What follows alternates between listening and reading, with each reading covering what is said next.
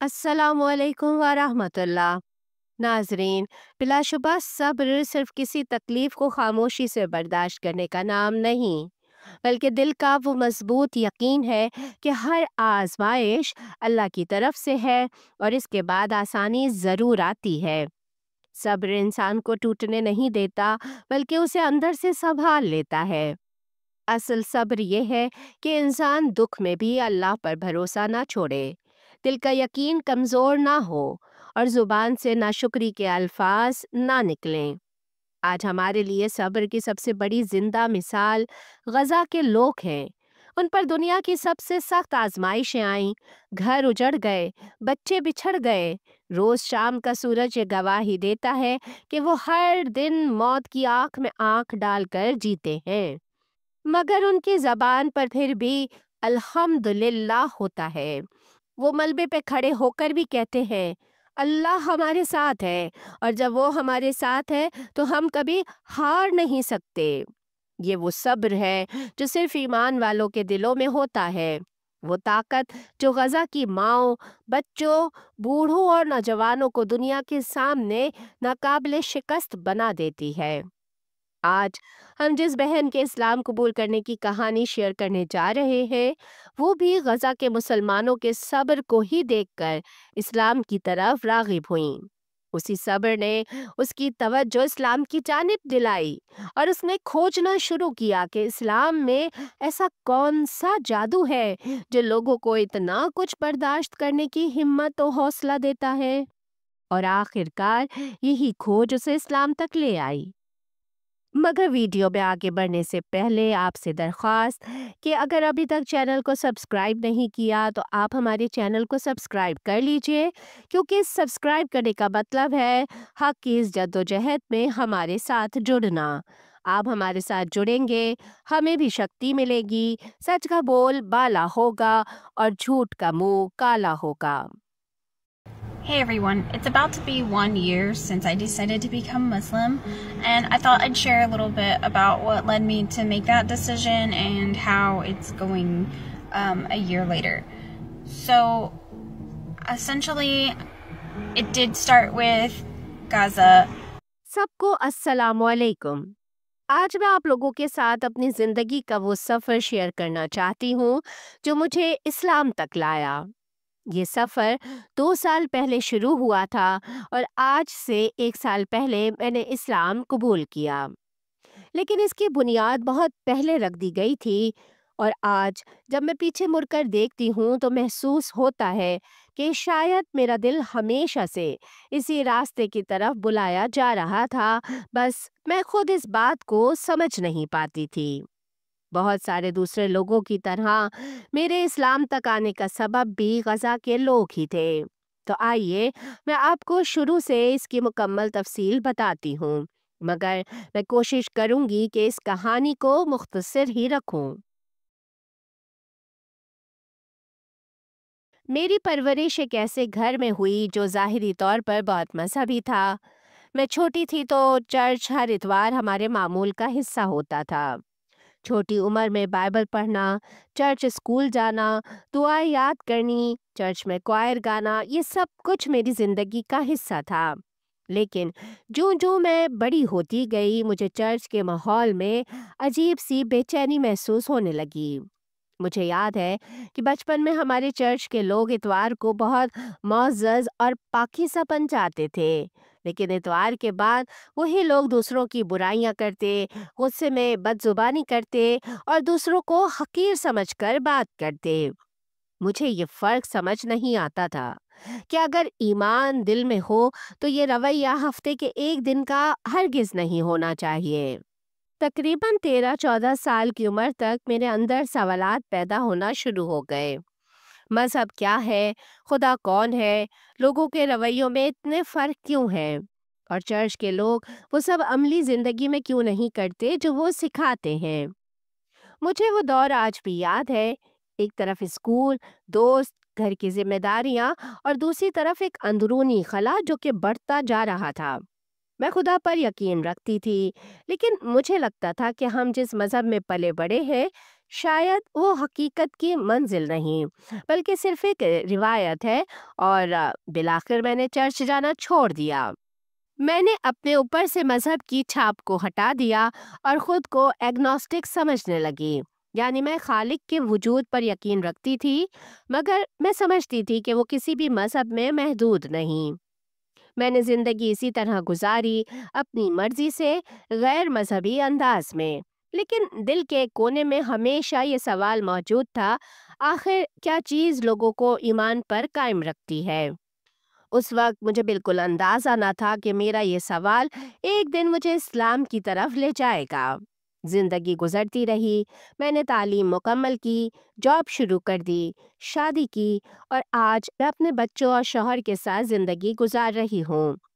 مگر اس سب کے ساتھ ساتھ ایک بے سکونی بھی ساتھ ساتھ چلتی رہی، جیسے زندگی میں سب کچھ ہوتے ہوئے بھی کسی چیز کی کمی ہو، مگر اس وقت سمجھ میں نہیں آتا تھا کہ آخر کس چیز کی کمی ہے۔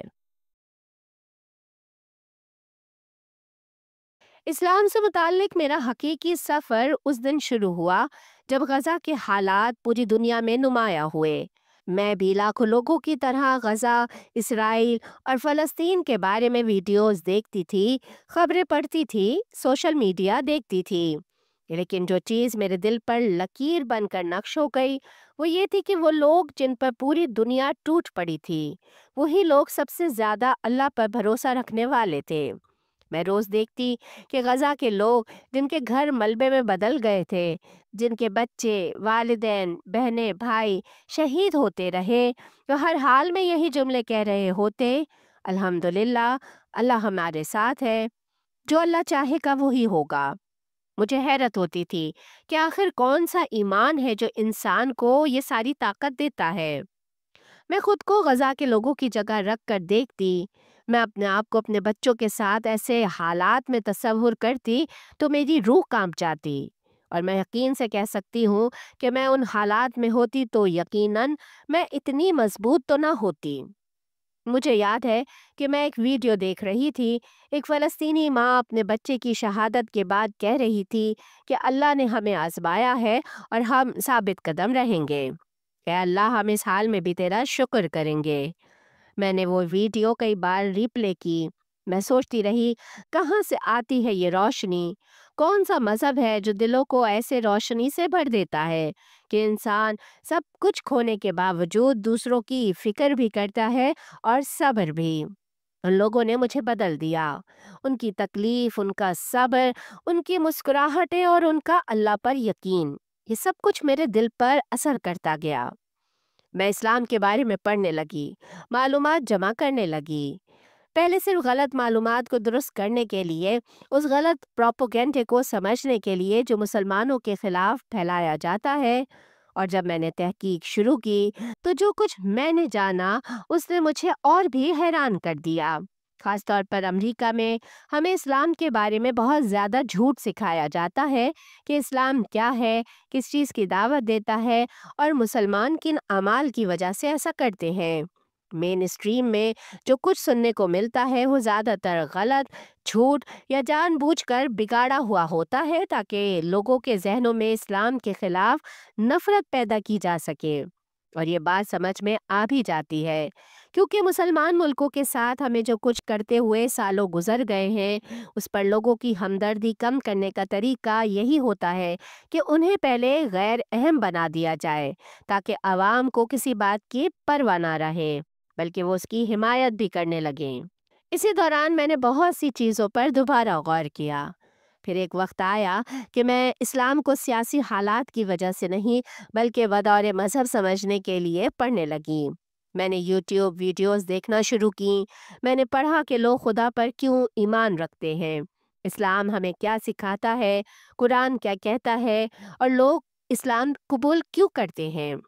جو میں پڑھتی گئی میرے دل کے سوالوں کے جواب ملتے چلے گئے۔ مجھے پہلی بار سمجھ آیا کہ اسلام کوئی نیا مذہب نہیں بلکہ وہی اصل پیغام ہے جو ہمیشہ سے نبیوں کے ساتھ آتا رہا تھا۔ حضرت محمد صلی اللہ علیہ وآلہ وسلم کسی نئے دین کی طرف نہیں بلکہ اسی خدا کے دین کی طرف بلا رہے تھے جس خدا کے دین کی طرف ابراہیم، یوسف، موسیٰ اور عیسیٰ علیہ السلام نے دعوت دی تھی۔ میں نے خدا سے دعا کی، اگر تو موجود ہے مجھے نشانیاں دکھا دے، اور پھر میری زندگی بدلنے لگی۔ نہ کوئی معجزہ، نہ کوئی روشنی آسمان سے گری، نہ کوئی خواب آیا، لیکن روزمرہ کی چھوٹی چھوٹی چیزیں بدلنے لگیں۔ اچانک زندگی میں سکون آنے لگا، مثبت واقعات بڑھنے لگے، دل خدا کی محبت سے بھرنے لگا، بے چینی کی شدت کم ہونے لگی، منفی سوچیں صاف ہونے لگیں اور مثبت سوچیں بڑھتی گئیں۔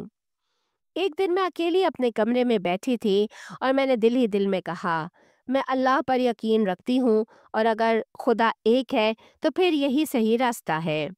یہ لمحہ میری زندگی کا سب سے بڑا موڑ تھا۔ شہادت وہ لمحہ تھا جس نے میری دنیا بدل دی۔ گھر میں مکمل خاموشی تھی، میرے ہسبینڈ آفس میں تھے، میری بیٹی لاؤنج میں کھیل رہی تھی۔ میں شیشے کے دروازے کے سامنے بیٹھ گئی، میں نے آنکھیں بند کیں اور شہادت کے الفاظ پڑھے انگریزی میں، کیونکہ مجھے عربی نہیں آتی تھی۔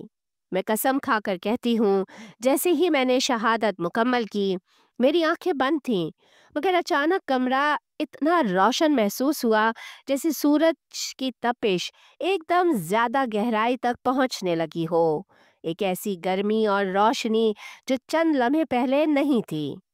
جب میں نے آنکھیں کھولیں تو دنیا بدلی ہوئی محسوس ہوئی، جیسے ہوا میں ایک ہلکی چمک ہو، ہر چیز جیسے زیادہ واضح، زیادہ روشن نظر آ رہی ہو۔ میں نے اپنی بیٹی کو دیکھا اور یوں لگا جیسے میں اسے پہلی بار دیکھ رہی ہوں، بالکل محبت، نور اور خلوص کی نظر سے۔ یہ کہنا عجیب لگے گا لیکن حقیقت یہی ہے۔ میں نے فوراً محسوس کیا، ہاں یہی صحیح رستہ ہے، یہی رستہ میرے لیے ہی تھا۔ میں کبھی وہ لمحہ نہیں بھول سکوں گی۔ آج مجھے اسلام قبول کیے 1 سال گزر چکا ہے، اور میں آپ کو سچ بتاؤں تو اس 1 سال میں اسلام میرے لیے کبھی بھی مشکل نہیں تھا۔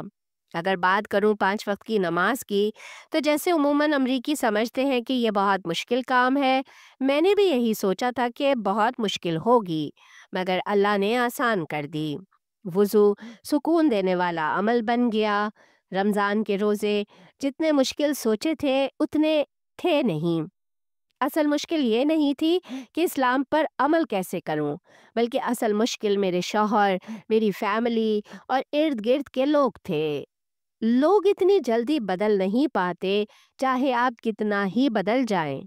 میرے گھر والے، میرے قریبی لوگ، سب نے اس کو فوراً قبول نہیں کیا، حتیٰ کہ میرے شوہر نے بھی ابتدا میں سمجھا کہ کسی نے مجھے انفلوئنس کیا ہے۔ وہ اکثر یہی سوال کرتے کہ کس نے تمہارا برین واش کر دیا ہے۔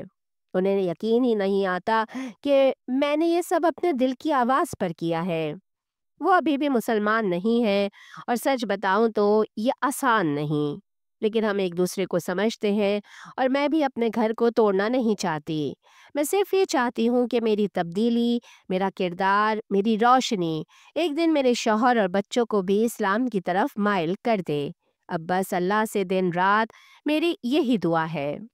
الحمدللہ یہ ایک مشکل مگر خوبصورت سفر تھا اور ہے، مگر ایک دن میں ایک قدم لے رہی ہوں، تھوڑا تھوڑا کر کے اسلام سیکھ رہی ہوں، اور ہر دن اللہ کا شکر ادا کرتی ہوں کہ اس نے مجھے سچ تک پہنچایا۔ اگر آپ یہ سب کچھ آخر تک مکمل سن رہے ہیں تو شکریہ۔ شاید میری کہانی آپ میں سے کسی کے دل میں بھی کسی سوال کی چنگاری روشن کر دے اور وہ بھی سچ کو کھوجنے لگے۔ میری ویڈیو دیکھنے کا بے حد شکریہ۔